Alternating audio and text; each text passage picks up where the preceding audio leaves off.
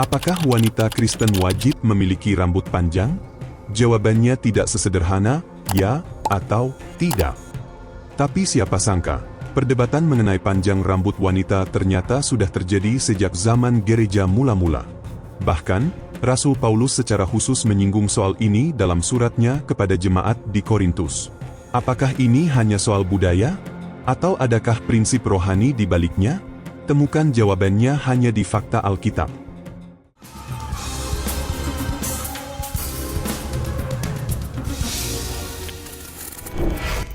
Etika rambut wanita menurut Kitab Korintus. Dalam 1 Korintus pasal 11, Rasul Paulus membahas topik yang jarang disinggung dalam mimbar modern, perbedaan peran pria dan wanita yang tercermin dalam penampilan, salah satunya melalui rambut. Dua ayat kunci yang sering dikutip adalah, "Bukankah alam sendiri menyatakan kepadamu bahwa adalah kehinaan bagi laki-laki jika ia berambut panjang, tetapi bahwa adalah kehormatan bagi perempuan jika ia berambut panjang? Sebab rambut diberikan kepada perempuan untuk menjadi penudung." 1 Korintus 11, ayat 14-15.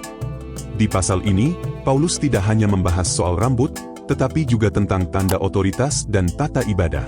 Rambut panjang dianggap sebagai lambang kehormatan dan kepatuhan, sedangkan rambut pendek atau gundul bagi wanita, dalam konteks saat itu, dianggap memalukan. 1 Korintus 11, ayat 6. Alasan Paulus membahas hal ini. Untuk memahami 1 Korintus 11 dengan benar, kita harus bertanya, mengapa Paulus membahas soal rambut dan penudung kepala?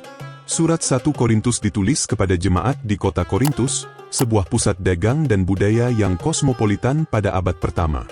Di kota ini, pengaruh budaya Yunani dan Romawi sangat kuat, termasuk dalam gaya hidup, ibadah, dan norma sosial. Paulus menulis bagian ini dalam konteks ibadah publik. Ada kekacauan dalam tata ibadah, termasuk dalam perilaku pria dan wanita saat berdoa dan bernubuat. Paulus menekankan bahwa peran pria dan wanita dalam ibadah harus mencerminkan tatanan ilahi. Kristus adalah kepala pria, dan pria adalah kepala wanita. 1 Korintus 11, ayat 3. Rambut panjang atau penudung kepala adalah simbol penundukan diri dan penghormatan terhadap otoritas rohani. Paulus menegaskan bahwa wanita yang berdoa tanpa penudung, dalam konteks saat itu bisa berarti tanpa rambut panjang atau tanpa kerudung, sama seperti wanita yang dicukur rambutnya. Ayat 5 dan 6, sesuatu yang dipandang aib dalam budaya Yahudi dan Yunani. Budaya Korintus dan simbol sosial rambut. Di Korintus, rambut memiliki makna sosial yang penting. Rambut panjang bagi wanita menunjukkan kesopanan, kemurnian, dan status sosial yang baik. Wanita dengan kepala terbuka atau rambut dipotong pendek, kadang diasosiasikan dengan pelacuran atau pemberontakan terhadap norma patriarki. Dalam beberapa kasus, budak perempuan atau wanita yang dihukum secara sosial dipotong rambutnya sebagai simbol kehinaan. Dengan latar belakang ini, sangat mungkin bahwa beberapa wanita Kristen di Korintus, karena memahami kebebasan dalam Kristus secara keliru, mengabaikan norma budaya dan memilih tampil tanpa penudung atau dengan rambut yang tidak sesuai norma saat beribadah. Paulus tidak melarang kebebasan, tetapi mengingatkan agar kebebasan itu tidak menciptakan kebingungan atau mencederai tatanan ilahi dalam ibadah. Apakah rambut panjang adalah kewajiban? Pertanyaan pentingnya adalah, apakah wanita Kristen wajib memiliki rambut panjang? Jawabannya tidak sesederhana, ya atau tidak. Jika kita memahami maksud Paulus, ia tidak sedang menetapkan hukum yang legalistik soal ukuran rambut.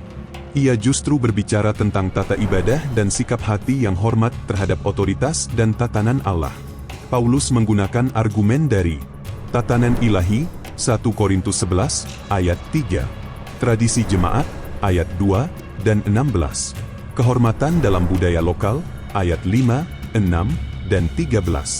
Kodrat alamiah, ayat 14-15. Rambut panjang dalam konteks ini menjadi simbol eksternal dari sikap rohani internal. Artinya, jika seorang wanita dalam konteks budayanya, termasuk sekarang, memotong rambut bukan karena pemberontakan, tetapi dengan tetap menjaga kesopanan, kelembutan, dan penghormatan terhadap Allah, maka hal itu tidak otomatis melanggar kehendak Tuhan. Namun demikian, bagi sebagian komunitas Kristen yang masih memegang nilai simbolik rambut panjang, keputusan untuk mempertahankannya bisa menjadi bentuk ketaatan dan kesaksian yang kuat. Rambut panjang atau pendek tidak menyelamatkan kita. Keselamatan hanya oleh iman kepada Yesus Kristus. Namun, cara kita mempersembahkan tubuh kita, termasuk penampilan, bisa mencerminkan bagaimana kita menghormati Allah dan sesama. Sebagai wanita Kristen, marilah menghormati tatanan ilahi seperti yang dijelaskan Paulus. Menjaga sikap hormat dalam ibadah, bukan hanya dengan kata-kata tapi juga melalui ekspresi diri. Serta tidak menghakimi sesama berdasarkan penampilan luar, tetapi saling membangun dalam kasih. Kiranya setiap wanita Kristen memancarkan kemuliaan Kristus, bukan hanya melalui rambutnya, tapi terutama melalui hati yang tunduk kepada Allah dan hidup yang memuliakannya. Like, komen dan bagikan video ini ke kerabat Anda. Jangan lupa juga untuk subscribe channel ini. Bagi Anda yang sedang bergumul atau butuh didoakan, mari hubungi kami segera di nomor 0822150022424. Karena tim konselor kami ada 24 jam, siap melayani dan berdoa untuk Anda. Demikian fakta Alkitab hari ini. Tuhan Yesus memberkati.